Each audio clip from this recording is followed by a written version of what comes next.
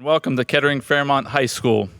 My name is Chris Weaver, Athletic Director, and it was a great honor and privilege to welcome you to the 25th Annual Fairmont Athletic Hall of Fame induction ceremony.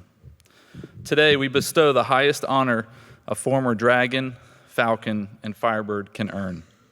These individuals made tremendous sacrifices and commitments to our athletic programs and set the standard for our current and future Firebird coaches, athletes, as well as the Kettering community.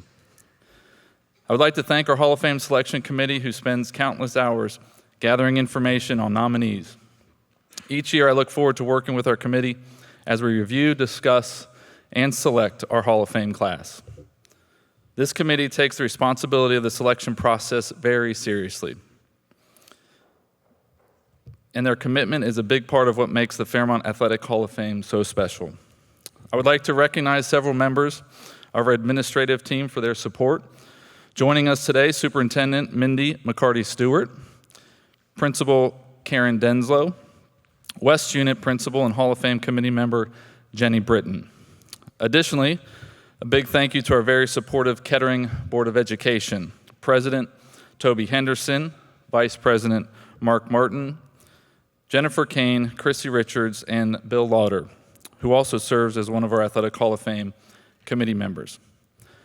Coaches of past and present will always hold a special place in our hearts. Without their mentorship and guidance, many of us would not be where we are today without them. We have many who make it a point to come back each year and celebrate this wonderful day, and I want to thank you for your commitment to the Firebird Athletic Hall of Fame. Additionally, without the support and financial commitment from our Fairmont Athletic Boosters, this day would not be possible. Our president, Doug Hullinger, and the executive committee offers a tremendous amount of support to our parents, coaches, athletes, and community. Thank you for your time and commitment to the Firebirds. Without question, the athletic history in our past runs very deep and is filled with tremendous accomplishments, some of which we will hear and celebrate today. The goal has been to bring these stories to your fingertips any place, at any time, and I'm happy to share that we're continuing to improve this experience every year. The Fairmont Pride Wall, which is physically located in Trent Arena on the south end, is an interactive display showcasing the achievements of our Fairmont athletes past and present. The added feature, and the one I love most, is that all of this can be accessed online by going to our website, firebirdathletics.com, and clicking on Hall of Fame. The evolution of sports and social media continues to advance at lightning speed, and we believe by bringing the Fairmont Pride Wall online, it will help us connect, share, and celebrate our history. So on behalf of the Fairmont Athletic Department, we hope you enjoy the ceremony. At this time, I would like to introduce Athletic Hall of Fame committee member Roger Bowser.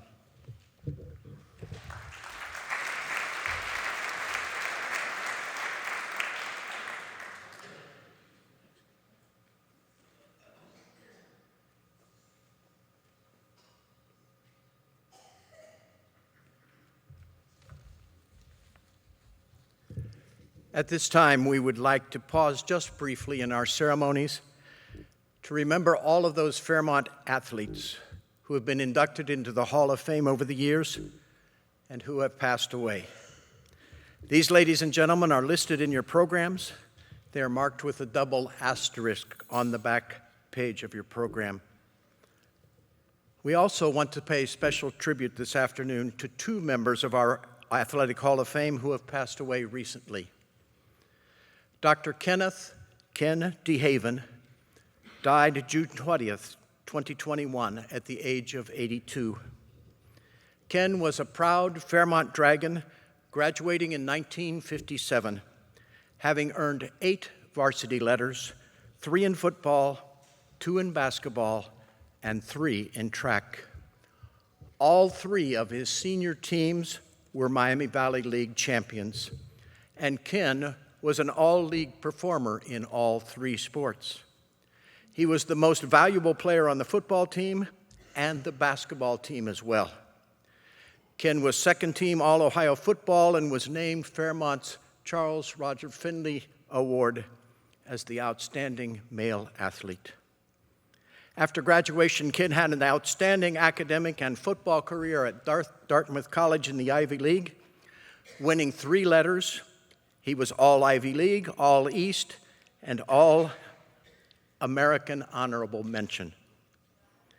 Ken was recognized in his career as an outstanding orthopedic surgeon, a giant in his field, and he is credited with being among the very first to research, advocate for, and apply arthroscopic surgery techniques to orthopedic medicine, eventually leading to very improved surgical results for professional, college, and high school athletes, and even everyday wannabe athletes. My guess is that in this room today, everyone has benefited from or knows someone who has benefited from Dr. DeHaven's research and practices. It was once an unheard of practice, and now it has become commonplace. It was once called just a passing fad. But Dr. DeHaven changed all of that. He was a guru among his peers and an early developer of sports medicine programs at all levels. Ken and his wife Jean were married for 52 years and had 2 children and 1 grandchild. Colonel James Jim Irons, U.S. Army retired, died September 13, 2022 at the age of 95. Jim was often a frequent visitor at our Hall of Fame ceremonies until he could no longer make the trip. Jim graduated as a Fairmont Dragon in 1945 and won 10 varsity letters, 3 in football, 2 in basketball, 4 in baseball, and 1 in track. He was named Dayton Area Outstanding Football Player in 1945 and was named to an all-area team, all-star team in both football and baseball. Jim received an appointment to the U.S. Military Academy and played under Coach Red Blake, alongside legendary stars Doc Blanchard and Glenn Davis. He earned all East honors in football and was captain of the baseball team his senior year. He had a distinguished 27-year career in the military as an engineer in a variety of posts around the world, including combat in Vietnam. Jim was married to his high school sweetheart, Carolyn June Summers, for 62 years.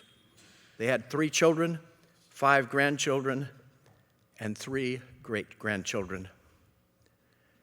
Thank you for taking time with me this day to remember Ken DeHaven and Jim Irons, along with all of those who we have lost from the Hall of Fame. These folks will be missed by their families, their friends, their communities, and the Fairmont athletic family of which they were such an important part. And now I'd like to introduce the chairman of our Athletic Hall of Fame Selection Committee. He has held that position for 26 years since the inception of the committee, Mr. Jim Siwey, who deserves all the accolades we can give him. Jim.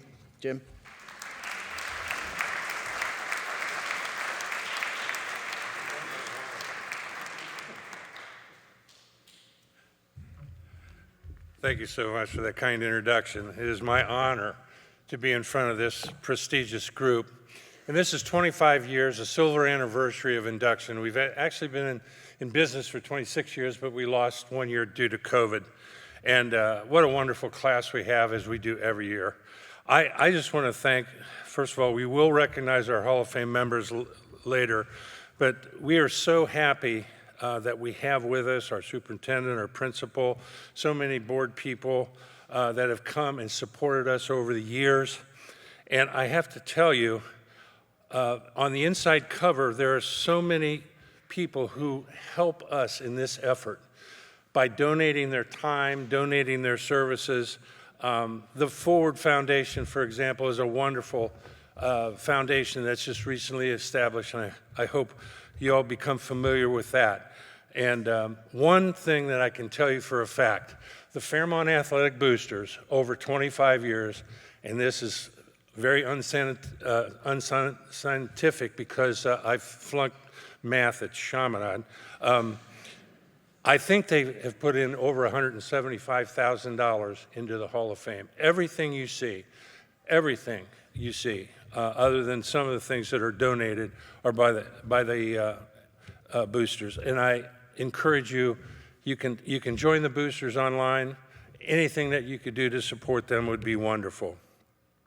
Today we have with us some of our current players, kids that are the face of Fairmont, along with some of their coaches. So could I ask any current coach and any player, any current Firebird to please stand up?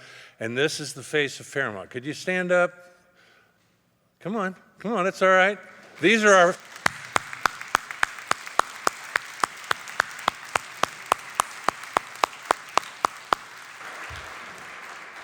There's a future Hall of Famer just stood up. We just don't know who that is yet. I want to thank the selection committee. They do a wonderful job. You can see in the back of the program the history of the selection committee. You know who's on the current committee and the amount of time that they served. I would like to say one thing, though.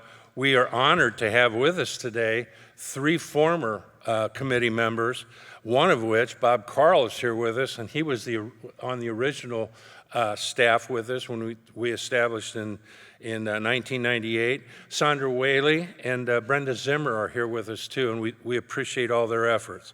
I also want to thank those individuals who help us in so many ways. My wife, Kathy, who couldn't be here because she got sick tonight. John Devine, who helps us with photography, and Pam Bowser, who helps, and I know I probably forgot somebody, and I'm sorry. Our National Honor Society kids out there did a great job, and we appreciate their help. And it was without further ado that it is my great honor to introduce to you the returning members of the Fairmont Athletic Hall of Fame who have been able to join us this evening. Please stand and stay standing until everyone has been recognized. Let me know if I miss anyone. And please hold your applause to the end. First inductee, Bob Zimmerman, Fairmont, 1958. Coach Neil Sharsky, Fairmont East and Kettering Fairmont High School, 1963 to 1983.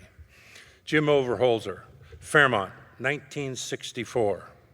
Tim Ireland, Fairmont West, 1971. Linda Marquardt, Fairmont West, 1970. Brenda Zimmer, Fairmont East, 1978. Peanut Burns, Fairmont East, 1979. Betty Gohegan, Fairmont West, 1979. Nan Heeb, Fairmont West, 1979. Terry Bell, Fairmont East, 1980. Tom Bell, Fairmont East, 1980. Coach Wendy Devine, Fairmont West and Kettering Fairmont, 1982 to 1986. Andy Arakri, Kettering Fairmont, 1996. Drew Fiden, Kettering Fairmont, 1998. Aaron Wiedemann, Kettering Fairmont, 1999. Please give these gentlemen and ladies a good. Thank you.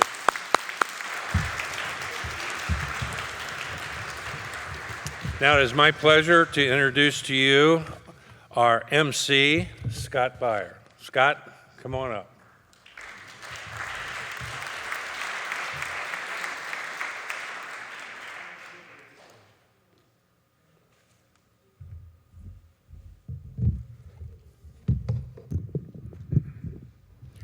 Good afternoon. On behalf of the City of Kettering, the Kettering City Schools, the Fairmont Athletic Department, and the Fairmont Athletic Hall of Fame, welcome to the 25th Annual Fairmont Athletic Hall of Fame induction ceremony. The Hall of Fame charter class covered the first 2 years of inductions, 1999 and 2000, and included 57 inductees, 51 athletes, and 6 coaches. To date, there are a total of 176 Hall of Fame inductees, 26 specials, and 150 athletes. To be eligible to qualify to be in the Fairmont Athletic Hall of Fame, you must be an athlete who has graduated from one of the Kettering high schools: Fairmont, Fairmont West, Fairmont East, or Kettering Fairmont, and lettered in one sport for 2 years or 2 or more sports for 1 year. Athletes become eligible for inclusion in the Hall of Fame 10 years after their respective high school graduation. Also eligible to qualify to be in the Fairmont Athletic Hall of Fame are specials. Specials include a coach, administrator, or support person. Specials must have served in their respective coaching, administrator, or supporting role for a minimum of 5 years and become eligible for inclusion in the Hall of Fame 5 years after their retirement. The community of Kettering and its city schools have a long and storied history. From 1922 to 1963, we were the Fairmont Dragons. From 1963 to 1983, we were the Fairmont West Dragons and Fairmont East Falcons. And since 1983, we have been and will continue to be the Kettering Fairmont Firebirds. This year, 2024, marks 102 years of the pride, honor, and tradition that is Fairmont. The athletes inducted into the Hall of Fame span 87 years, 1927 to 2014, and include 41 athletes from Fairmont, 59 athletes from Fairmont East and Fairmont West, and 50 athletes from Kettering Fairmont. Hall of Fame athletes have been awarded a total of 919 letters. Females have been awarded 314 letters, and males 605 letters. The specials, coach, administrator, or support person inducted into the Hall of Fame span 100 years, 1924 to 2024, and represent a total of 456 years of service, an average of just over 17 and a half years per special. In the Fairmont Athletic Hall of Fame, there are 9 different types of Hall of Fame family combinations. 5 brother-brother combinations: Bolander, Garnica, Hoke, Bell, and Withrow. 2 sister-sister combinations: Bissinger and Curse. 3 brother-sister combinations: Kiefer, Baker, and Fiden. 1 set of twins: Bell. 5 father-son combinations: Roush, Wagner, Kreitzer, Kiefer, and McVeigh. 1 father-daughter combination: Kiefer. 1 mother-daughter combination: Marquardt.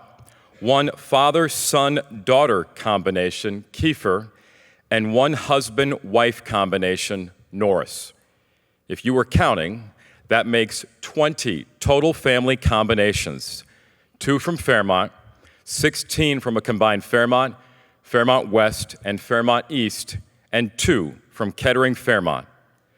The Fairmont Athletic Hall of Fame class of 2024 will be the 25th class inducted in the past 26 years.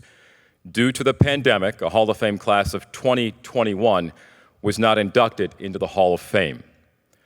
The Hall of Fame class of 2024 will include 5 athletes and 1 special. It is now my honor and privilege to begin to introduce the members of the class of 2024. I will introduce each inductee and their respective presenter to the auditorium stage together.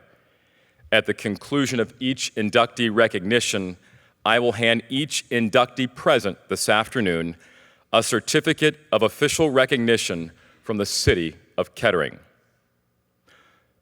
Volker Krajewski will be followed by Denny Prizer, Alex Gross, Jennifer Grady, Andrea Kelsey, and Catherine Westbelt.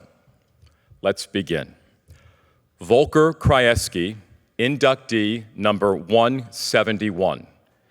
Volker is the 3rd member of the Fairmont class of 1963, joining Calvin Withrow and Dave Fisher. Sadly, Volker passed away in 2013. Volker will be presented by Roger Bowser.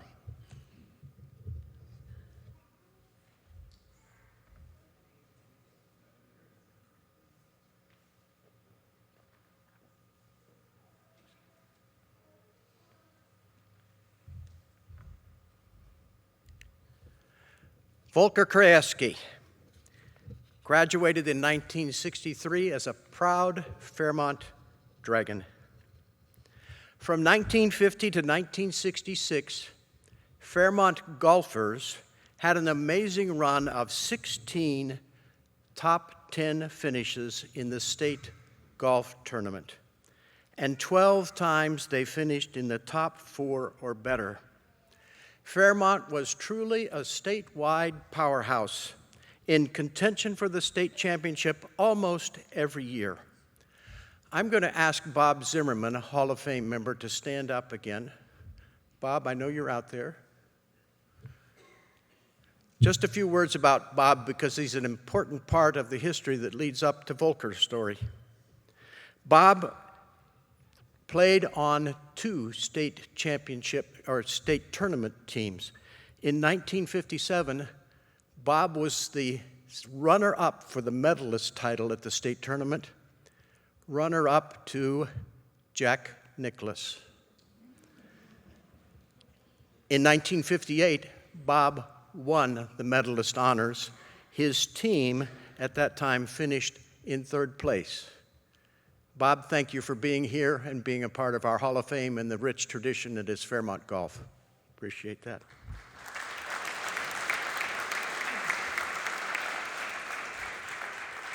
Bob's younger brother, Mike, was also a member of the 1963 championship team and the 1964 third place team. But back to Volker. Into this golfing stronghold of 16-year run, a 10-year-old boy named Volker Krajewski arrived in Kettering from Germany in 1955 with his mom and his dad and his sister Elka. Volker's parents were the caretakers for the NCR Country Club clubhouse. We don't know if Volker played golf in his homeland of Germany, but he certainly must have learned how to play as a junior golfer in the Miami Valley. Some of the finest golfers in our area played regularly at Community and at the NCR Country Club, which was pretty new in those days. He competed often and sometimes won local and regional events, and he was the junior club champion at the NCR Country Club at the age of 15. By 1961, Volker was a sophomore at Fairmont, and he joined the varsity golf team under the leadership of Hall of Fame coach Dave Rayburn. Before the season even started, Dave got his team together and they set some team goals.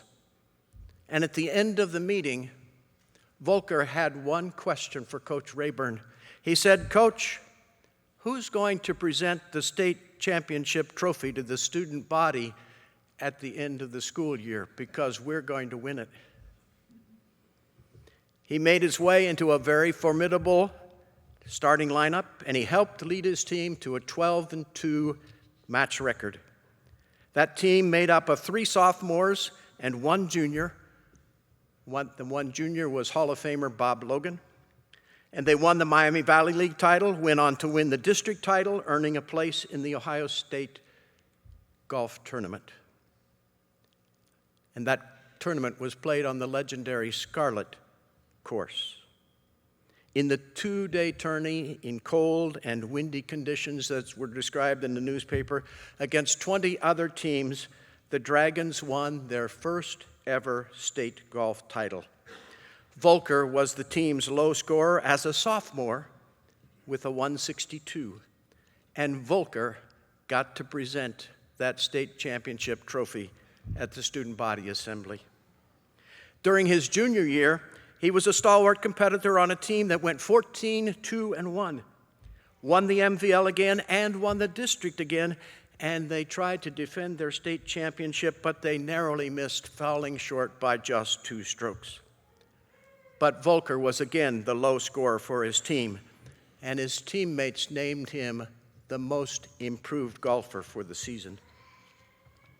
In the fall of 1963, his senior year, Volker again was a leading performer as the team went 15-1-1.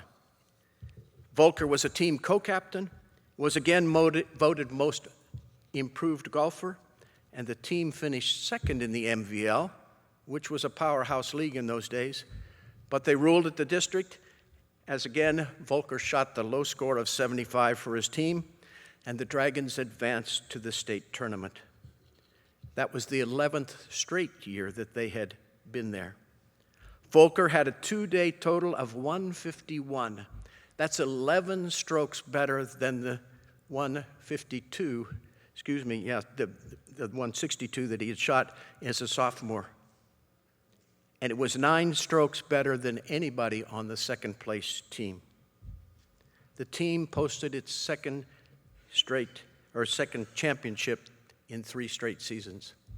I don't know if he got to present the trophy that year. I couldn't find that information, but I hope he did. Volker earned 3 varsity Fs playing for 2 Hall of Fame coaches, David Rayburn and John Stuckey. His team's 3-year record was 41-5-2, with 2 league championships, 3 district championships, 2 state championships, and a second-place finish. He was a leader, a clutch performer, an elite golfer on an elite team, consistently looking to improve his game. Volker played briefly at Ohio State, and we're pretty sure that his Ohio State career coincided with that of Coach Robert Kepler, who was a Fairmont graduate and a member of our Hall of Fame, and he coached at OSU for nearly 30 years. He also coached Jack Nicklaus. Volker worked as a club pro here in the Miami Valley and in Columbus and in Ypsilanti, Michigan, before going home to Europe. He played briefly on the European PGA Tour, where he described himself as a pretty good Monday qualifier, but he was not a big success on the European Tour. He really found his niche as a teaching pro. He served as president of the Swiss PGA, organized numerous charity pro-am events, helped design and restore golf courses, and became a highly respected club and teaching pro in Switzerland. In a very fortunate meeting, he ran into a man by the name of Charlie Epps at the St. Andrews British Open. And he recruited Charlie to come and play in his charity golf tournament, and they became fast friends. Charlie Epps wrote for Golf Digest. He wrote for the Sports Illustrated and had his own Golf Doctor show, which I think you can still find on ESPN or the Golf Channel. Charlie said to me in a phone call from Houston, where he's still a very active pro, Volker was a great,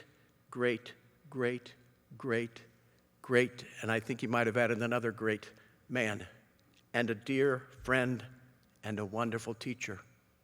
This is from Charlie Epps, who was the personal golf coach of President George H.W. Bush and his wife, Barbara. Volker unfortunately died of cancer in Switzerland in 2013 and cannot be here today.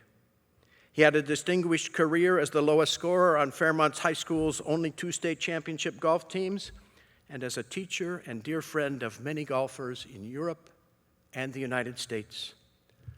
Volker loved the game of golf, and even more, he loved helping other people love it too. I am honored to present Volker Krajewski posthumously for induction into the Fairmont High School Athletic Hall of Fame.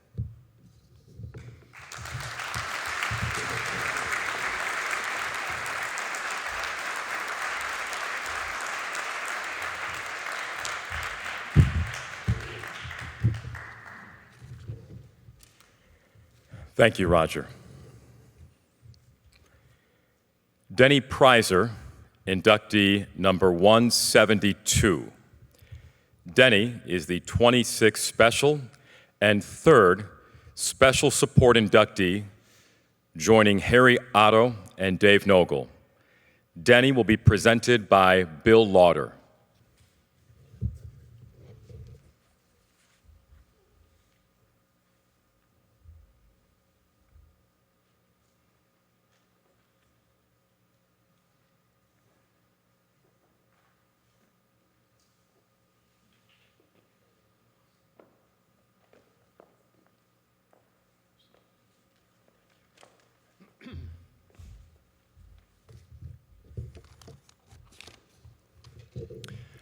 As a student at Fairmont East High School, I never had the pleasure of having Mr. Preiser as a teacher or coach.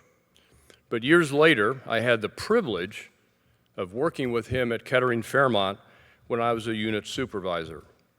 His reputation was that of a teacher and coach whose commitment, honesty, and integrity was known and respected by students and staff alike. Ladies and gentlemen, it is indeed an honor to be able to introduce Denny Preiser as one of the newest members of the Fairmont Athletic Hall of Fame. Denny is being recognized for his service to the athletic departments of Fairmont East, Fairmont West, and Kettering Fairmont, and of his years of coaching. Denny provided 72 seasons of non-coaching service. We heard earlier that the average was 17 years. Denny did 72 seasons. Think about that, 72 seasons. Specifically, he was the boys' basketball scoreboard operator at both schools from 1972 to 1996. He was the girls' basketball scoreboard operator at both schools from 1977 to 1996. He was so respected that he was selected to run the scoreboard at the girls' Divisions 1, 2, and 3 state tournament in 1988.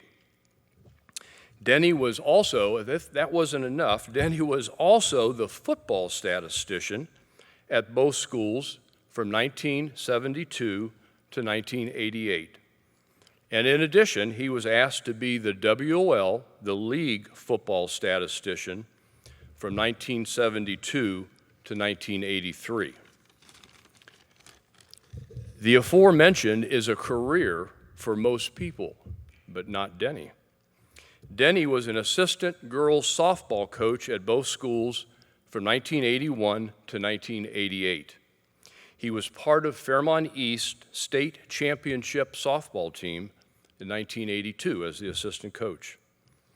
Denny was also an assistant volleyball coach at Fairmont West from 1982 to 1984, And Denny was the head girls soccer coach at Kettering Fairmont from 1985 to 1995, receiving the distinction of being the Division I Coach of the Year twice, 1985 and 1995. In 1995, Denny and the team, the Fairmont girls soccer team, were the first Ohio High School Athletic Association Sportsmanship, Ethics, and Integrity Award recipients. That says it all about Denny Preiser. You would expect that. That truly captures the essence of Coach Preiser. This level of involvement and commitment is unprecedented here. You can't make this stuff up. In conclusion, Denny would describe coaching as teaching. Most successful coaches are great teachers, and Denny was no exception. In 2006, his teaching skills were recognized by his induction into the prestigious Chester A. Rausch Education Hall of Fame. To this date, Denny is one of only 9 such individuals to be recognized in both of these Hall of Fames. Denny would also add, he's a proud 1959 Fairmont grad. Ladies and gentlemen, it's a privilege to introduce Mr. Denny Preiser as our newest inductee.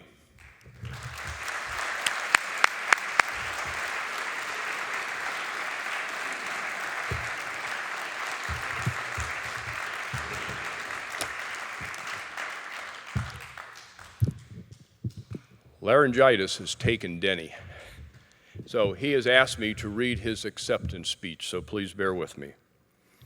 Denny says the following: I am truly humbled and honored by this privilege of being included with the 5 other newest members of this class. I congratulate them for their inclusion into the Kettering Fairmont Athletic Hall of Fame. I want to thank the Kettering Fairmont Athletic Hall of Fame Committee, the Kettering City Schools, the Fairmont Boosters, and all of the many people involved in this process of selecting this class, and I'm quite frankly stunned by my acceptance. But this honor also must be shared with my assistant coaches and, most importantly, the student athletes who played in our programs from 1985 to 1995. And obviously, since I am no doubt the oldest member of this class, I would like to preface this acknowledgement of appreciation to say that several of the coaches, administrators, and staff that I want to name are no longer with us, but they had a major impact on my being here to receive this honor.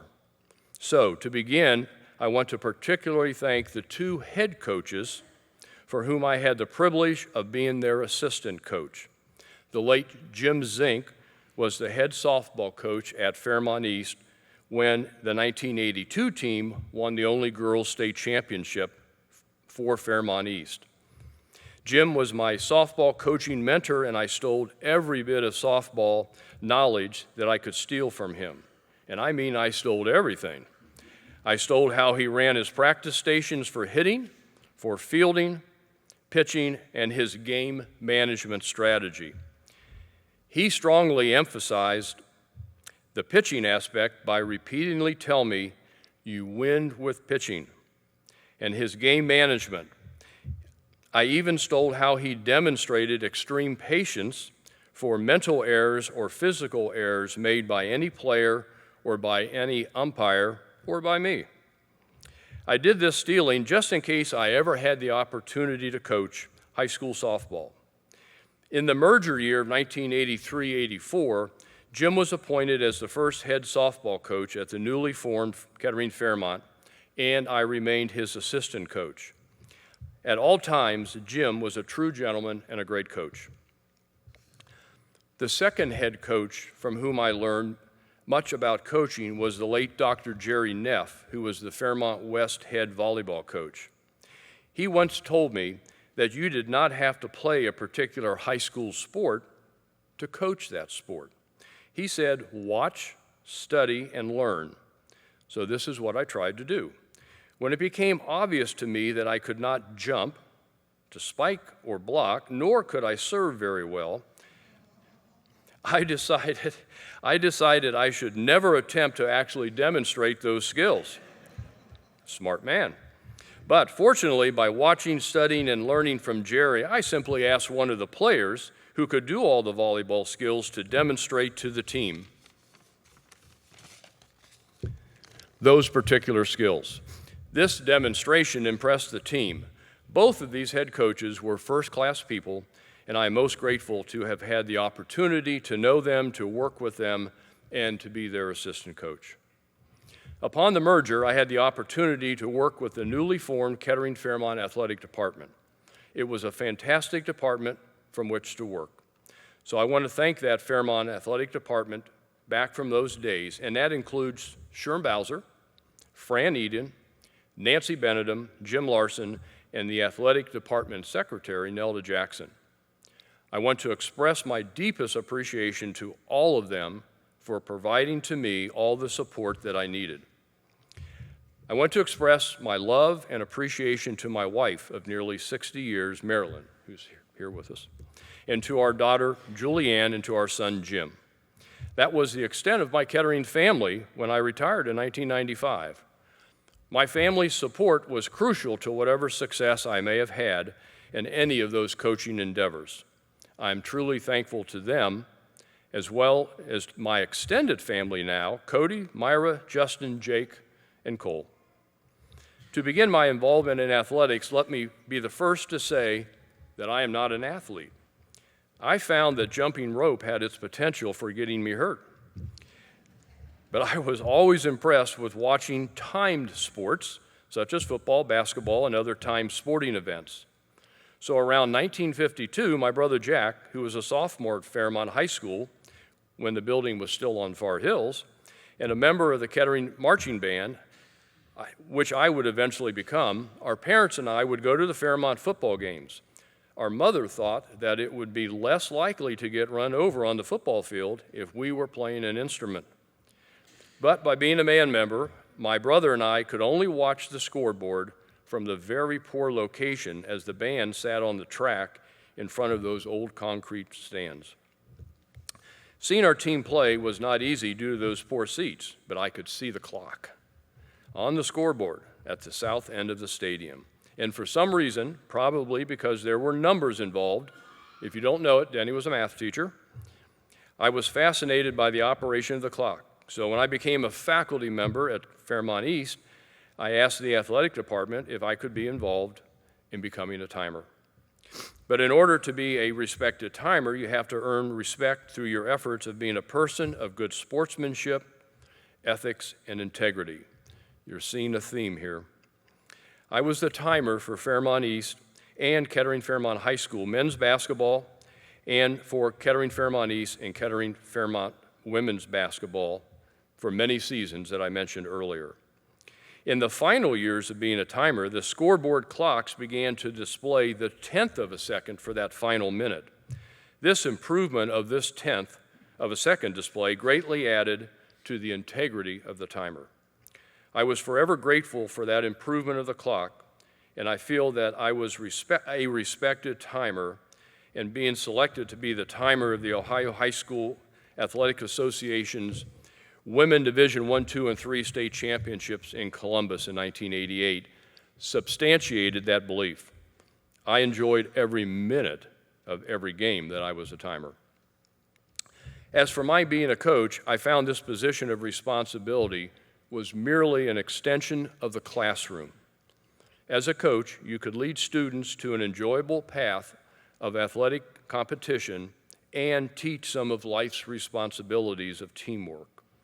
So to any and every student athlete with whom I was ever their coach in softball, volleyball, or soccer, I want to express my deepest appreciation. But since I was the head coach of girls soccer, it is in that program that I would especially like to thank some of the assistant coaches that I had. Excuse me. When the two schools merged, John Moss was named the head coach for the Kettering-Fairmont girls soccer program. In 1985, I was asked to be the head coach of the program. I remember Dr. Jerry Neff also told me that when you are in charge, you want to surround yourself with excellent assistant coaches. Naturally, I followed this superb advice. As a rookie head coach, I absolutely did need quality assistant coaches for the program to have any measure of success. I was blessed, and I'm very thankful to all of these assistant coaches who were very loyal to our girls soccer program from 1985 to 1995. Lynn Riley, John Gonzalez, Nancy Haas, Jeff Dillon, John Butko, and Bethany Vosberg Bloom, and Harry Steinecke. In fact, if there are any of these former assistant coaches are here in the auditorium, would you please stand and be recognized? I think there's a couple here. Would you please stand? I know Beth is here, and Mr. Steinecke is here.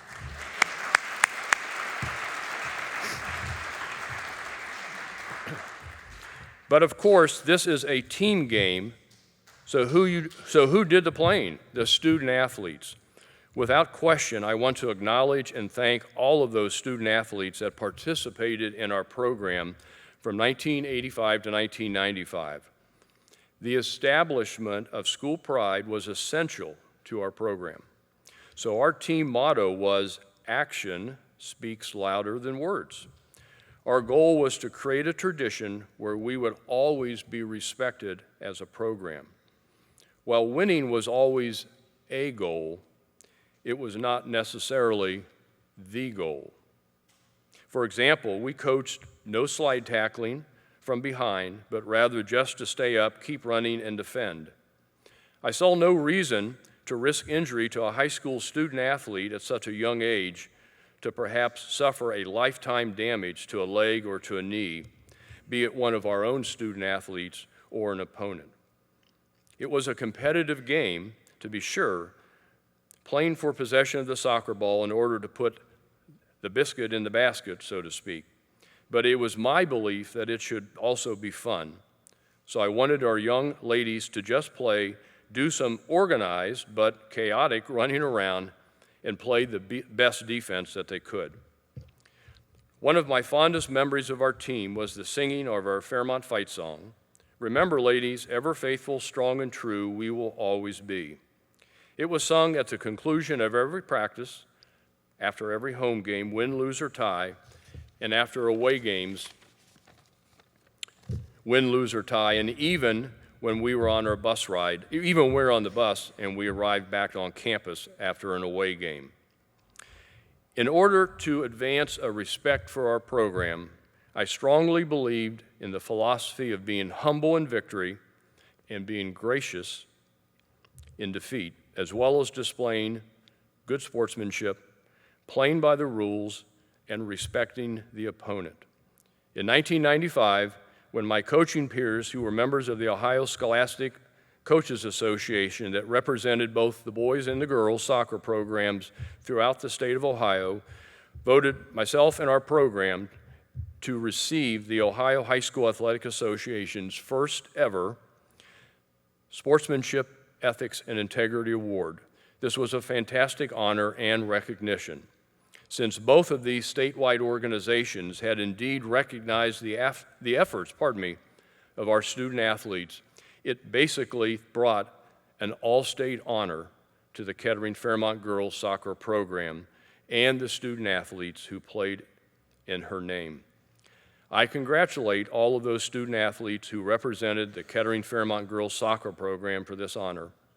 Finally, I respectfully ask those student athletes who were members of any of those teams from 85 to 95 that are here in the auditorium, if you're here, would you please stand and be recognized? Ladies, are there any here? We've got one for sure. Thank you.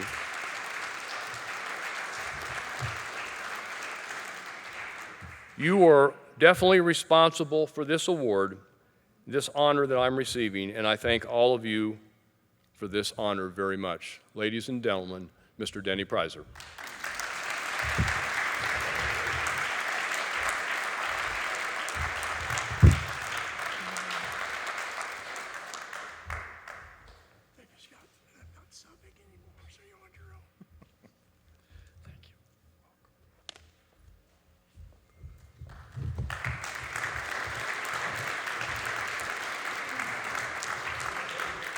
Thank you, Bill, and congratulations to Denny Prizer.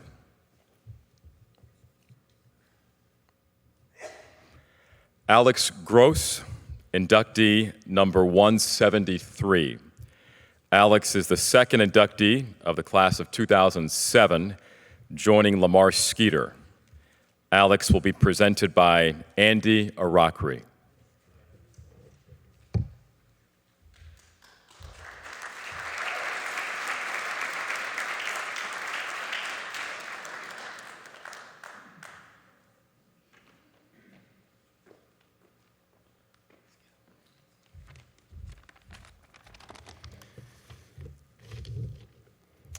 Well, let me tell you something. That is a tremendous honor and just a privilege to be here as we gather to celebrate and induct an outstanding individual, exceptional student athlete, as Alex goes into the Fairmont Athletic Hall of Fame.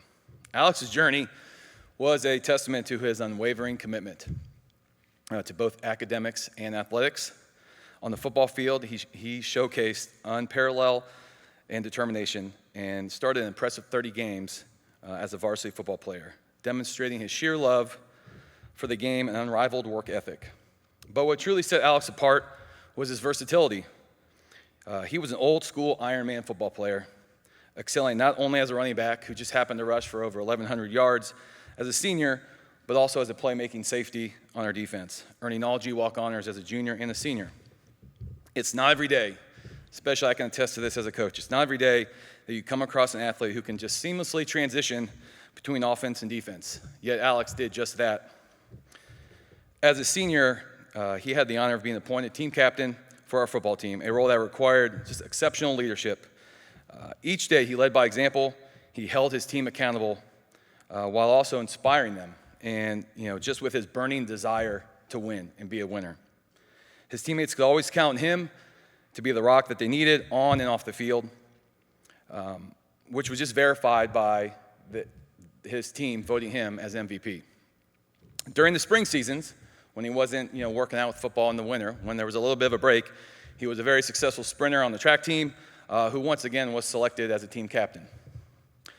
But Alex Gross was more than just an extraordinary athlete. He was an academic powerhouse. He finished ranked number 1 in his class, proving that he was not only a champion on the field, but also in the classroom. After leaving Fairmont, Alex embarked on an incredible journey, continuing his football career at Columbia University in the Ivy League, where he also excelled. His exceptional talents not only opened doors to higher education, but also allowed him to compete at the highest level. He is a shining example of what hard work and determination can achieve. As we induct Alex Gross into the Fairmont Athletic Hall of Fame, we celebrate the true embodiment of what it means to be a Fairmont Firebird. His dedication to both athletics and academics, his leadership on and off the field, and his pursuit of excellence have left just an incredible legacy here at our school. Alex, I'm just immensely proud to be your coach, to play a small part of your journey. I'm even more proud to call you my friend. And with that, to everyone in the room, it is with great pleasure that we welcome Alex into the Hall of Fame. Your name will forever be etched into the annals of Fairmont athletics.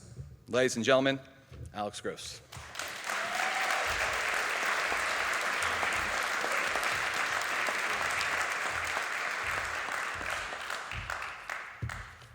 All right.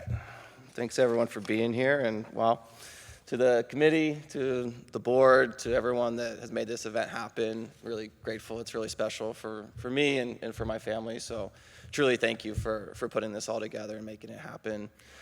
Congratulations to the other inductees. It's really incredible that I'm honored to be here with you. Congratulations to your coaches and to your teammates. As we all know, none of us can do this by ourselves, whether it's an individual sport or not. We have teammates that really push us and elevate us. So a lot of people to thank and a lot of gratitude, and I will save some of the specifics for the end. Came here reflecting quite a bit after the committee announced to me that I would be inducted, and tried to look back on what got me here, what I did here, what I've done since I've gotten here. And I kept getting into those buckets of pre-Fairmont, Fairmont, post-Fairmont. And as I think about pre-Fairmont, I would love to say that the characteristics that have enabled me to become a Fairmont Hall of Fame team member kind of always shone through in everything I did. But there's a really, really typical and fun story that my family likes to tell when we would load up our bikes and go out to Xenia and ride back and forth from Xenia to Yellow Springs. I don't know how old I was, but at one point, I got going so slowly on my bike that I let myself tip over and crash onto the pavement and just sat crying because I couldn't go any further. We had probably gone maybe a quarter mile at that point. And so clearly the toughness and the grit that is required to play two ways on a football field may not have always been there. But I started playing sports and competing, AAU, We Firebirds, that type of thing. Did everything at the YMCA and found the passion and the love for sport and the things that it did for me. Now, YMCA soccer, while a fun challenge, still not driving that grit and the discipline and determination that's needed. And where that really actually tended to come through was at home. I was fortunate to have a brother, Benjamin, Fairmont class of 2006, a cousin, Christopher, Fairmont class of 2008, and my late cousin Todd, Fairmont class of 2006. That's 4 boys within 2.5 years of each other that live just a few minutes down the street, and no one really goes harder on each other than family. And it was 2-on-2 football, 2-on-2 basketball, 2-on-2 anything we could do. And we competed, and we had a ton of fun. And then I got myself into a position where I could come and do that with different teams outside the home. And that's really special, and it says a lot to my family and the folks that played a really big part in getting me here. Next, I got to Fairmont and started to feel like things really mattered, right? The community was engaged beyond the people that you only played with and practiced with. And I know Dave Ziegler's up there as a 6th grade football coach saying, it mattered in 6th grade, are you kidding me? And he's right, it did. But it was really us, right? The players and the coaches and the parents of the players that it really mattered to. And then you started feeling the support of a community of teachers that you didn't even have as a teacher that cared about what you did on the field and how you carried yourself in the classroom. And that's what made Fairmont a really special place. And we always felt that we had the support here of more than just our players that we played with and the coaches that coached us directly.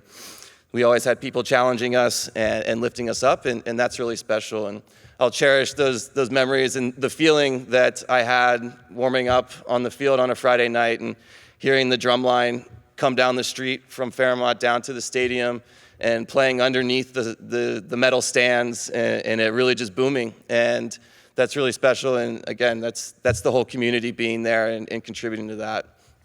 And then I think about sort of Fairmont as a launch point and what Fairmont did for me as a person. And it's a lot, right? It's everything that I can really tie back to my athletic journey in each fabric of my life.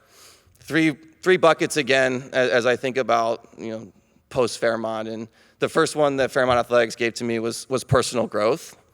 Things like grit, teamwork, how to win, how to lose, discipline, communication, empathy, trust building, things that are really important no matter what you go on to do in life. And it helped me to be the best friend, parent, sibling, partner, parent that I could imagine, and I'm grateful for that. The next thing that being a student athlete at Fairmont did for me was to present a lot of really great opportunities after I left. Things like matriculating at Columbia, going to camps on other college campuses, living in New York City, living in Austria, living in Chicago as a coach at University of Chicago. Playing college football opened up graduate school opportunities that allowed me to enroll at Notre Dame, while Catherine Westfeld, one of my fellow inductees, was a freshman all-star on the #1 basketball team in the country. Pretty special to share a campus with another Fairmont great. The last thing it did was relationships, and this one's the most important. Of course, the relationships with your teammates, all the blood, sweat, and tears and everything that people love to talk about, it's real, and those bonds last forever. And I'm really grateful for those relationships with my teammates and my coaches. Football is a connection point for friends and family that didn't play with me, people that would come to visit me in New York who may not have otherwise had a great excuse to do so. It brought friends together for my parents, and there's coaches that you can call for anything and will always be a mentor for you, just like Coach Rock. Then there's these guys that call themselves the coaches. They're friends of the family and friends that, while some of them I played with in high school football, a lot of them I didn't. But we're all brought together by sports, particularly Fairmont sports, and I'm grateful for that. So huge thanks to everyone who enabled these opportunities, the growth, and that facilitated these relationships. Coaches, teachers, teammates, many of you are here, many of you are not, but all of you contributed to who I am today, and I'm grateful for that. Most importantly, to my mom and dad, Howard and Mary Ellen, I'm really grateful for the average height and the average athleticism that you've given me, but it came with exceptional discipline and exceptional grit. You gave me access to anything that I needed to pursue whatever I wanted and whatever I thought was important. You drove me from A to B, but most importantly, you cared and you were present. You've loved me and supported me always. I'm very fortunate and grateful. And to all of you and to this whole entire Kettering community, thank you.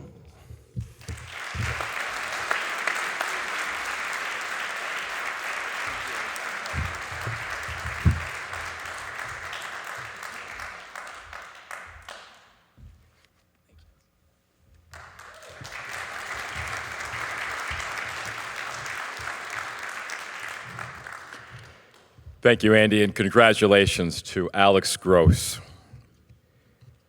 Jennifer Grady, inductee number 174. Jennifer is the first member of the class of 2008. Jennifer could not be with us today. Jennifer will be presented by Andy Parker, followed by a video presentation.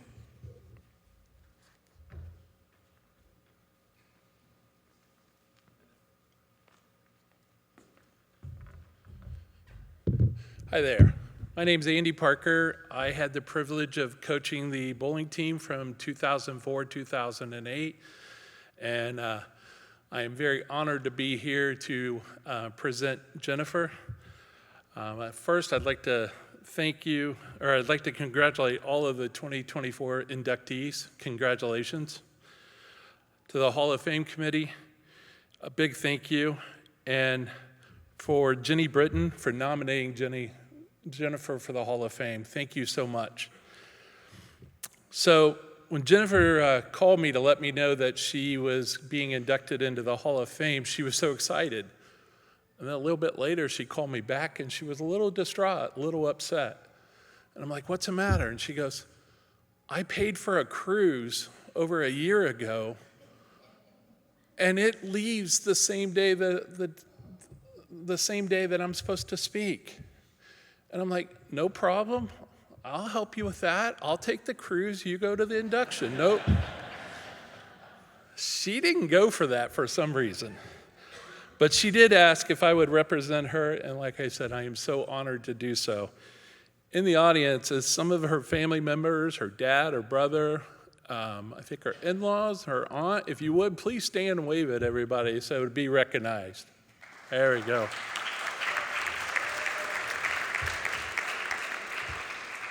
So some of you may not realize it, but bowling hasn't been around a long time as a GWOC sport, and it became in 2006, 2007. And this is the first bowler to ever be inducted into the Fairmont Hall of Fame, which I think is really cool.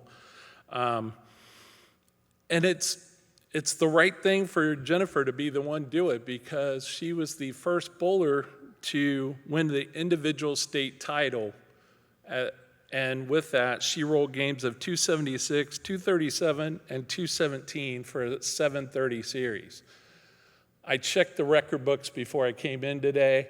That's still the third highest score since 2006. So pretty impressive score. And I will tell you, it's kind of funny. If you would have seen Jennifer when I first met her, you may not have thought she was going to be that way. She came to me for a lesson, and I think I kind of took her aback immediately because she asked me, could I do a lesson? And I said, I can't help you. The reason I couldn't help her, her bowling ball was totally drilled wrong, and she couldn't hold on to it.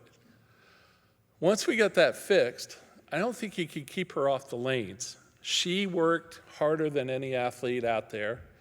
Her freshman year, she averaged 130. Doesn't sound like much, but her senior year, she averaged 204. She led the team, and she did great things. If you look at her bio, you'll see quite a few honors that she racked up over those years. I don't want to read off that because we'll be here a while, but I was very proud of her achievements.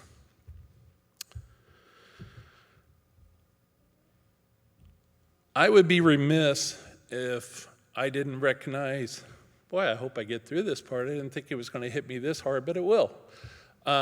Two of her biggest cheerleaders are not here today. One being Bill Atkins, who was my assistant coach, and she called him Grandpa. And they had a great relationship, and he took such pride in her. The other one is her mom. And she was our team mom as well. She kept me straight, and believe me, that's hard to do. But she was outstanding. Karen took great care of us. I would say right about now, you'd be seeing a lot of high fives in heaven right now. We miss those two, and we definitely want to make sure that they are remembered for their efforts in this as well. Jennifer, I know you're watching. I'm very proud of you. Congratulations on your induction. You definitely deserve it. Thank you.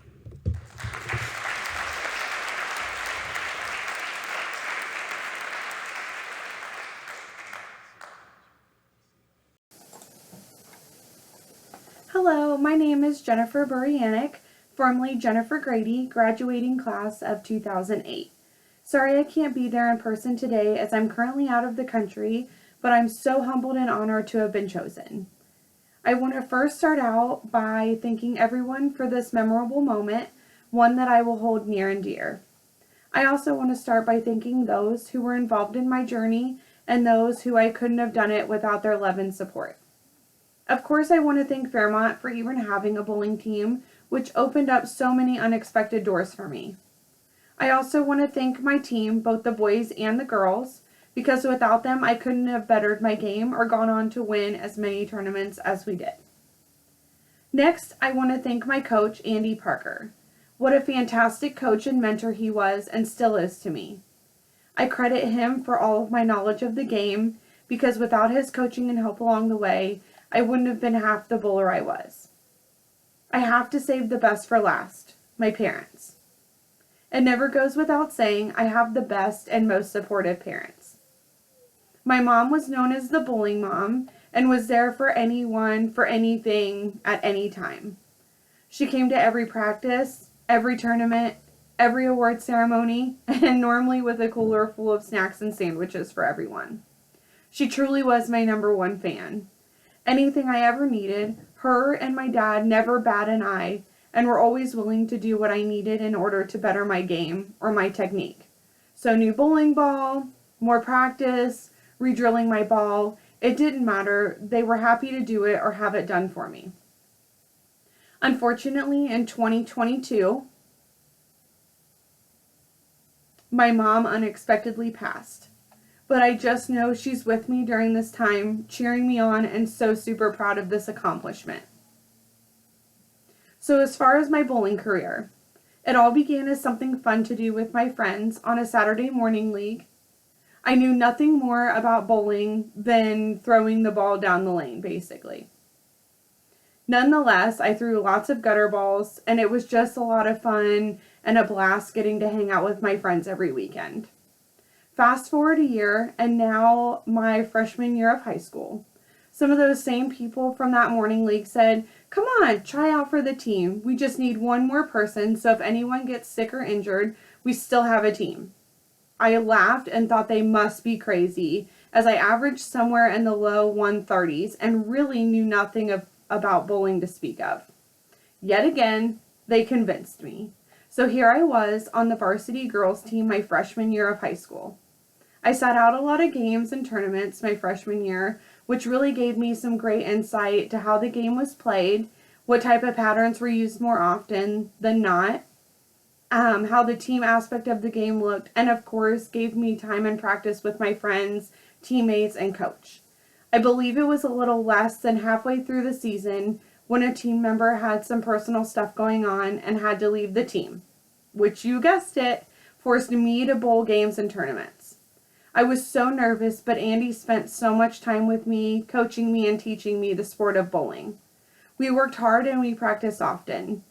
During my 4 years on the team, we won quite a few tournaments and made it to districts and state quite a few times as well. I also took home many individual awards such as All GWOC, GWOC Bowler of the Year, GWOC All Conference Team. I was also the team captain for the girls for 2 years. And then to top all of that off, my senior year, I captured the OHSAA state singles title, rolling a 730 series, which consisted of games of 276, 237, 217, which made a 243 average. I held that #1 spot for 15 years until someone recently broke my record by 10 pins in the 2020-2021 season. At that state event, there were colleges there scouting, and I ended up choosing Morehead State University in Kentucky, which is unfortunately where my bowling career ended due to a wrist injury. I've always wondered, though, how I would have stacked up against the pros in the PBA if I could have continued bowling. Again, what a fantastic sport I chose to be a part of. What wonderful teammates I had, an amazing coach, and even more supportive parents. Again, I can't thank you all enough for this honor. I'm so very thankful.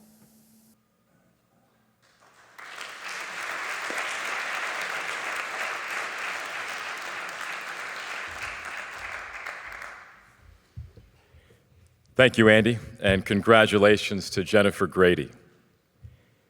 Andrea Kelsey, inductee number 175. Andrea is the first member of the class of 2009. Andrea will be presented by Megan Kelsey Bernard via video. Hi everyone, I'm Megan Kelsey Bernard, and I'm so grateful for the opportunity to be introducing my sister, Andrea, on this very special weekend honoring the athletic accomplishments of this impressive crew of Firebird athletes and coaches. Andrea is a 2009 graduate, a 12-time varsity letter winner in cross country, swimming, and track and field, a 4-time captain, a 4-time state qualifier, and a school record holder in the 3,200 meter relay on the track. Her list of conference and state awards is extensive and show a lot about her drive and dedication to the sport. I can't speak about Andrea's athletic accomplishments without mentioning 2 very special men whose support and encouragement provided the framework for Andrea's talent and hard work to shine through. Our dad, Dave Kelsey, and our coach, Steve Hippenmeyer. If you were ever within a half-mile radius of Welcome Stadium during a track meet between the years of 2004 and 2009, you've heard our dad yelling for us and our teammates, taking splits and analyzing the competition. Coach Hip worked tirelessly to make sure we were not only in great physical shape, but also tough mentally. It was Hip's dedication that opened up the doors for both Andrew and I to compete at Division I colleges. Anyone with siblings can appreciate a healthy sibling rivalry, and Andrew and I surely have had our moments. But as teammates, that rivalry seemed to melt away during practice and during races, as Andrea's dedication, hard work, and performance inspired me to get the best out of myself on the track, in the pool, and on the cross-country course. Andrea's passion and dedication for running transcend her time at Fairmont as she went on to run collegiately at Wofford. She's overcome multiple injuries and surgeries and come back stronger every time. Post-collegiately, she has competed in several half marathons and marathons, including most recently the 2023 Boston Marathon. Just a couple of weeks ago, I saw that Andrea had logged an 11-mile run on a Friday night after I knew what had been a pretty stressful week at work. I messaged her, "Casual Friday night 11-mile run?" And she replied, "Why not?" Which I think sums up the very special athlete that Andrea is and always has been. Quietly working hard to get the best out of herself every day in all her pursuits. I'm so pleased the Fairmont Athletic Hall of Fame has chosen to honor Andrea, and I hope that future Firebird athletes will see her accomplishments and be inspired to work hard to unlock their potential. It's my honor to welcome Andrea Kelsey McCracken. Great job, sis. I'm so proud of you.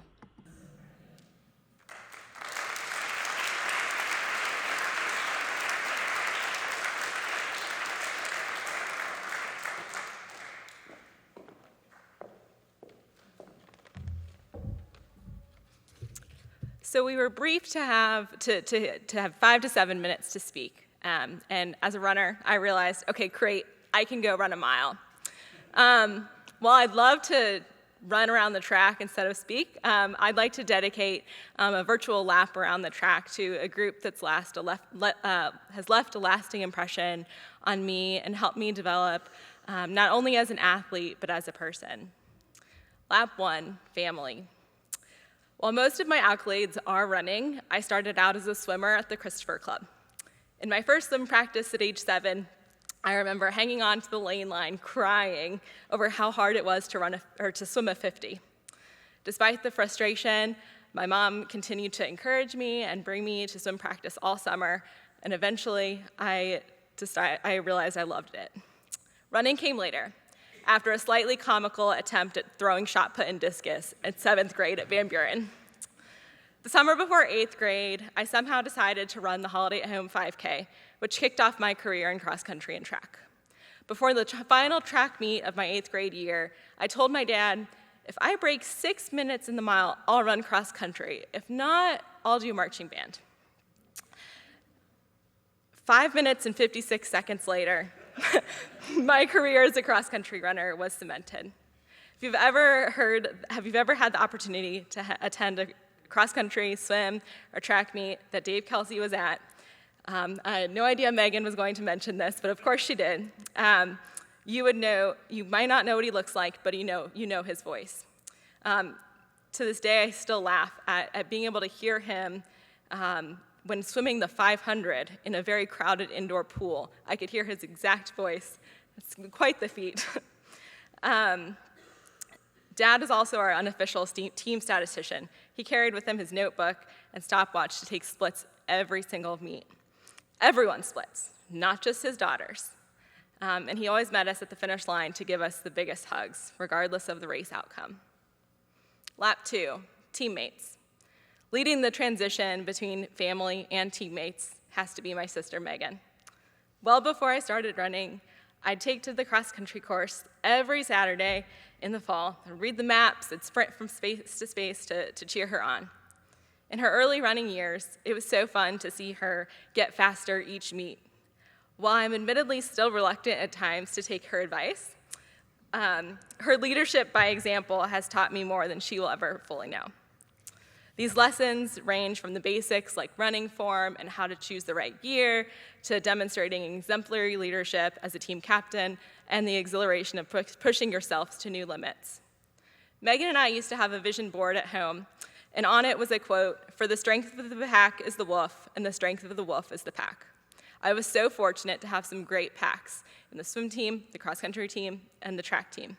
We learned so much from each other's successes, supported each other on hard days, and it's because of this bonding that I'm fortunate enough to still celebrate with these teammates to this day in all of adult life's new adventures. Lap 3, coaches. When I started my collegiate running career, I realized how very fortunate I was to have been coached by such exceptional coaches. And then, of course, I'm not sure that I would have run in college without Coach Hip. Recently, a friend asked me to explain how to navigate preparing her daughter to compete in collegiate sports. And I realized the truth is, I don't know how I did it. Coach Hip had the spreadsheets, he sent out emails, he helped me cross teams off the list if we didn't like the mascot. And he was just so invested.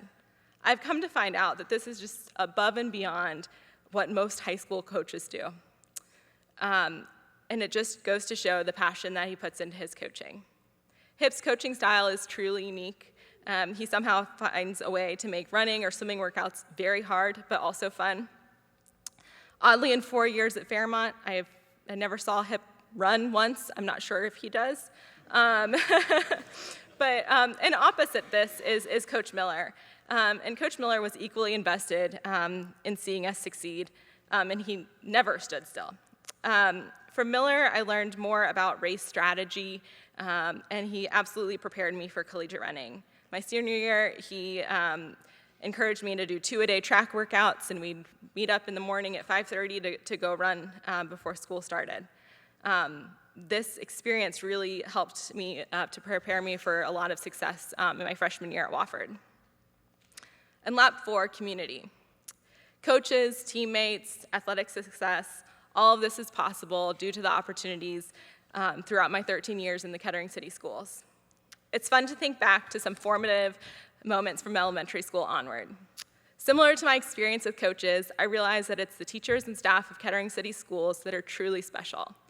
I wasn't always the fittest kid, but I will never forget Mrs. Dittmer at Southdale encouraging me that I could in fact complete the Presidential Fitness Challenge. Her belief that I could do it and her celebration of my 10 minutes and 12-second mile, I'll never forget the time, helped me to begin believing in myself. And the awesome thing is that there are so many teachers from Southdale, Van Buren, and Fairmont that shared this belief, not only in me, but in so many of my peers. A little encouragement goes a really long way. This weekend is the first time I've stepped foot inside Fairmont since graduating, and I am reminded that I certainly have lost touch with teammates, coaches, and teachers, but I have taken the lessons that they've given me into my adult life. I'm so grateful for this honor and for the celebrations that we're participating in this weekend. Thank you.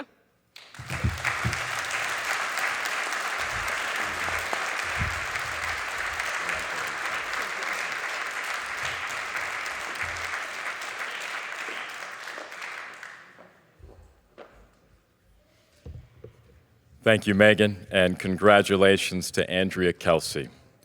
A gentle reminder to all Hall of Fame members who are with us here this afternoon, immediately following the induction of our newest Hall of Fame class, we'll be asking you to come to the auditorium stage to be a part of the pinning ceremony and group picture. Catherine Westbeld, inductee number 176. Catherine is the first member of the class of 2014. Catherine cannot be with us today. Catherine will be presented by Coach Tim Cogan by video, followed by a video presentation. Hello, everyone. It's Tim Cogan. I'm here to speak on behalf of Catherine Westbelt to be inducted in the Kettering-Fairmont Hall of Fame. Where do I begin with Catherine? We knew, our coaching staff, that Catherine and the group around her at a young age were going to be really special. Catherine's work ethic always has been and still is today outstanding. It's one of the things I admire about her. After her 8th grade basketball season, we formed a spring team to get together with these younger girls and work with them prior to them getting to high school. And it was then and there that I knew it was going to be a lot of fun coaching Catherine. I remember talking to Catherine her freshman year and letting her know that a lot of colleges and people were going to be reaching out to her because she had a lot of gifts. And the big thing that I tried to instill with her was don't get distracted by outside entities. All those things will take care of themselves. And when you're 14 years old, that's not easy to handle, but she handled it with class throughout her high school career because there were a lot of people reaching out to her.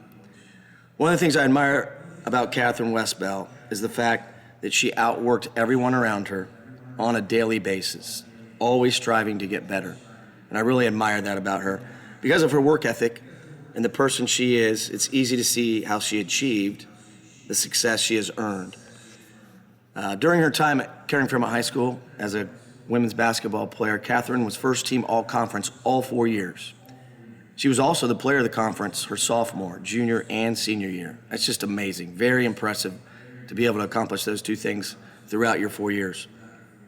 During Catherine's high school career, playing with the Lady Firebirds, she's accomplished with her team 4 straight G-Walk championships, 4 straight sectional championships, 4 district championships, 3 straight regional championships, 2 state runner-ups, and 1 state championship, first one in school history.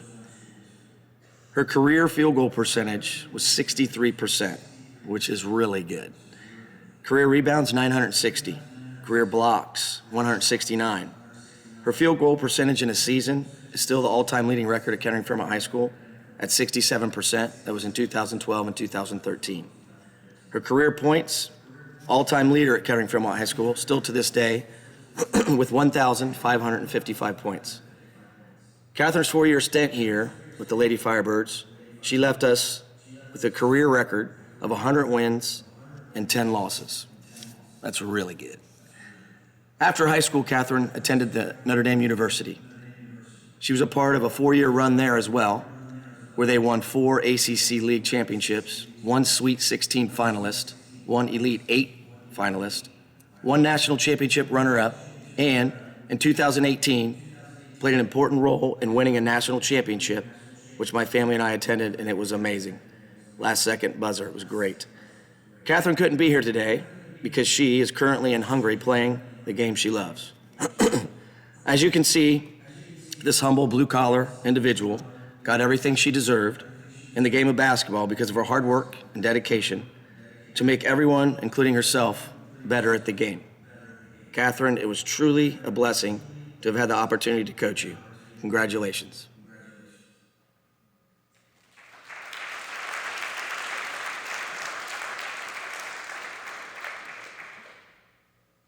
First off, I would like to thank God for this incredible talent He has given me. that has allowed me to touch so many lives all over the world. I'd like to thank the voting committee for recognizing the impact I left on Fairmont athletics. It has been a big part of my identity as an athlete to play in a way that doesn't always fill up the stat sheets, but ultimately do what needs to be done to win games. Now, whether that's encouraging your teammate to step up and make the big shot that's going to send us to state, or passing up a record-breaking layup to secure the game. I'm the type of athlete that doesn't always get the spotlight or recognition for just how big of an impact that I have had, according to those closest to me. So when I do, it makes all the sacrifices, blood, sweat, tears, and stitches worth it. So thank you to everyone who noticed the value I had at Fairmont to want to hang my name up on the wall forever. Secondly, I would like to thank everyone in between who helped me achieve my goals. From the janitor who let me in the gym to get up extra shots, to Dave Nogle, who would leave his home or else's to come unlock the gym for me and stay there until I was done. To the managers who would rebound countless balls for me, to Robin, the trainer, for the infinite amount of time she taped my ankles, to all my teachers who are patient with my schedule, to the unwavering support of the fans. Thank you to my coaches, Fairmont Athletics Hall of Fame coach Tim Cogan. You have made such a lasting impact on me and how not to just be a good player, but a good person. You helped me to make such an incredibly difficult decision on whether going to Ohio State and being comfortable or going out of my comfort zone to Notre Dame. So thank you for always having my best interest in leading me down a path of growth. Thank you to Chris Nissen, T. Pozitny, Tom Jenkins, who also pushed me out of my comfort zone and forced me to be great. Thank you to all the coaches I had growing up who saw something in me. Thanks to Jamie Rodman, who was and still is my PT. In fact, he's practically part of the family at this point. Special thanks to all my teammates, and there are too many to name, but those who helped me become the player I am today. All the ones who challenged me, who pushed me, who had my back, who encouraged me, who held me accountable.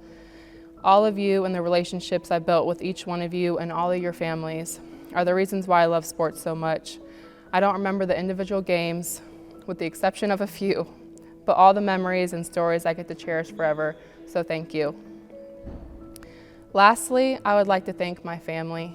I truly would not be in the position I am today if it weren't for each and every one of you, including all of my aunts and uncles, my grandparents who are no longer with us, my cousins, and friends who are now family.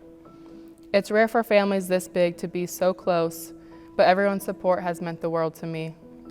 Many of you have probably met my mom's dad, Jim Smith, at one of my games. He was my biggest fan and tried to make it to as many games as he could. And if he couldn't, he was the one who always sent the link out to everyone in the family so they could support me as well. He would always tell me I was such a special little girl, and there was something so pure and genuine about when he told me he was proud of me. It's like you could see through his eyes that he meant with every fiber in his body. And I can just feel how proud he is of me today. Thank you to my parents for the sacrifices you made for me since I was 6 years old when I picked up a ball. I can imagine the time spent traveling, money spent on hotels, gas, B-dubs, the countless hours in the gyms, and I'm just one of 5. I will never be able to put into words what it has meant to me to have both of you as my support system, but I'm so appreciative that everything I've accomplished in my career this far, you were both there to witness it. That alone is the greatest blessing I could ask for, that every sacrifice you both made for me, you got to see how it transcended. Thank you to the rest of the Westbelt starting 5, Amanda, Adam, Madeline, and Ben, for the constant support and love, and for all being my confidants and best friends. Adam and Amanda, thank you for carving the way and giving me the resources and knowledge that you had to learn firsthand. Maddie and Ben, thank you for trusting me to lead in you as Adam and Amanda did for me. All 4 of you went or still go to Fairmont and have left a lasting impact that I want to be recognized along with my achievement today. Every time someone sees my name up on the wall, I want it to represent all 4 of you, because without all 4 of you, there is no award. So thank you, and I love you very much. Before I wrap this up, I would like to share a short story with you, one that will always connect me to home here in Kettering. I was on the bus in Columbus, Ohio, on the way to the national championship game with Notre Dame. The bus was silent in anticipation for the biggest game any of us have ever played in. We pulled up to a red carpet laid out for us, leading into the arena. The minute the bus door opened, the silence was cut like a knife from cheering and screams from fans everywhere. I was so focused I couldn't tell you anyone who was in the crowd, whether they're Notre Dame fans or if they were even wearing green. I couldn't tell you. I had tunnel vision all the way to the arena door. Until about halfway down the red carpet, an arm reaches out and grabs mine, completely bringing me to reality. I look up, and who else other than Coach Kogan? A warm, familiar smile and embrace. As I continue back down the red carpet, I re-enter my zone of only me. Right as I reach the door to the arena, another arm reaches out and grabs my arm. I look up to my surprise again and see Coach Bazitny, my middle school coach. Another warm and reassuring smile, and the last face I see before I walk into the arena. I completely lost my breath in that moment and had to gasp for air. Before that, I was so confident we could win that game, and I believed with every ounce we would, but anything can happen in a basketball game. But it was like in that moment after I entered the arena, I absolutely knew the outcome of the game, and I had to choke back my tears of happiness. And I think you all know the rest of that story, but to look up in the crowd after the game and see not just a sea of green, but faces I actually recognized. So many family members, coaches, teammates, the same fans and faces I would see in the stands at Fairmont. I won the state championship in Columbus, and I got to play my last collegiate basketball game in Columbus and become a national champion in front of my city. I mean, talk about a full circle. It really is an indescribable moment that I'll remember forever, and I thank you all from the bottom of my heart for being there from the beginning. Thank you.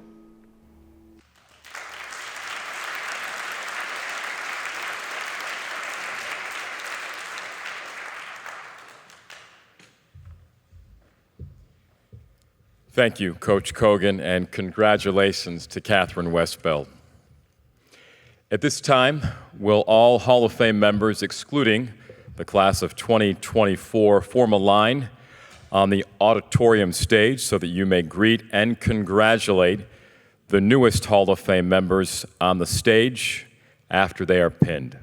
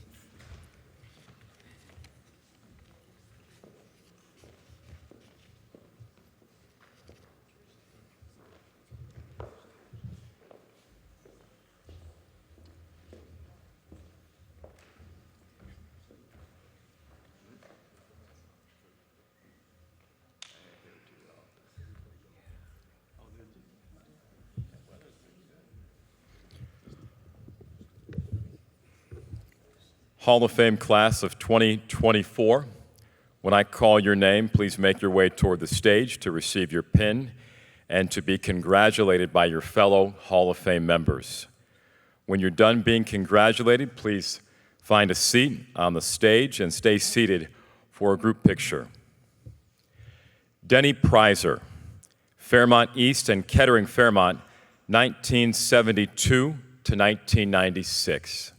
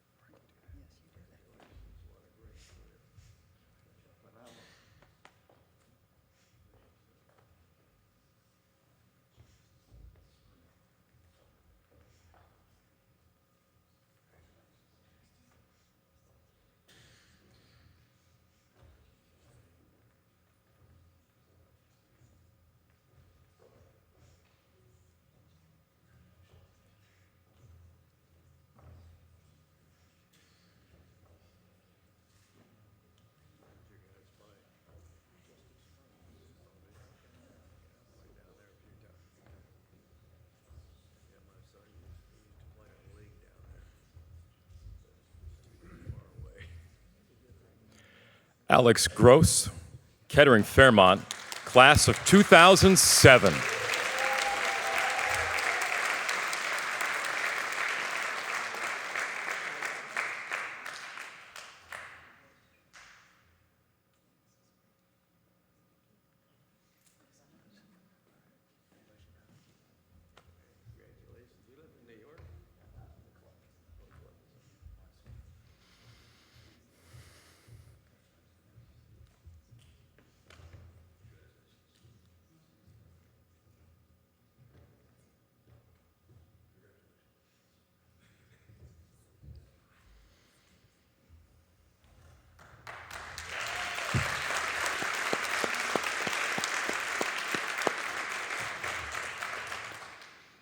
Andrea Kelsey, Kettering Fairmont, class of 2009.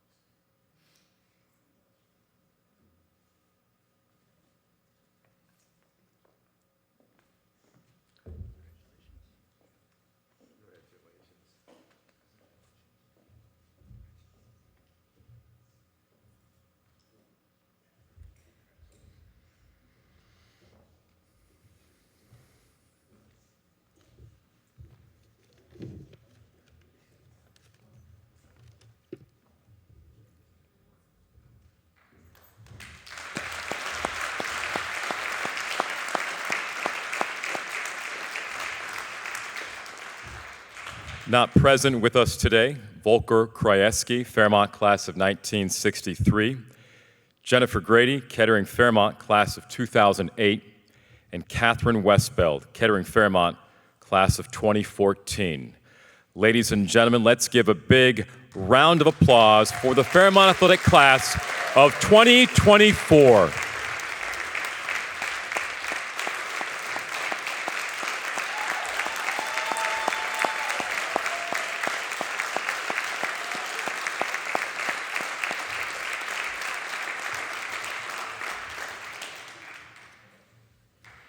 If you all would scooch in, as I say, and get cozy for our group picture, please.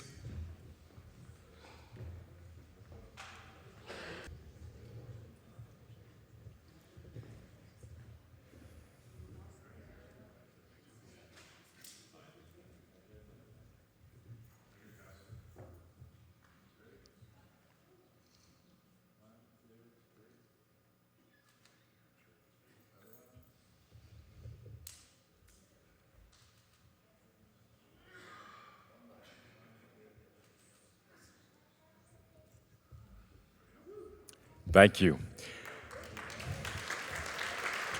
On behalf of the City of Kettering, the Kettering City Schools, the Fairmont Athletic Department, and the Fairmont Athletic Hall of Fame Committee, we thank you for coming to the 25th Annual Fairmont Athletic Hall of Fame induction ceremony. And as an omen to Mr. Prizer, Coach Prizer, as you're leaving, we are going to be playing the Fairmont Fight song. So we look forward to seeing you next year. Go Firebirds!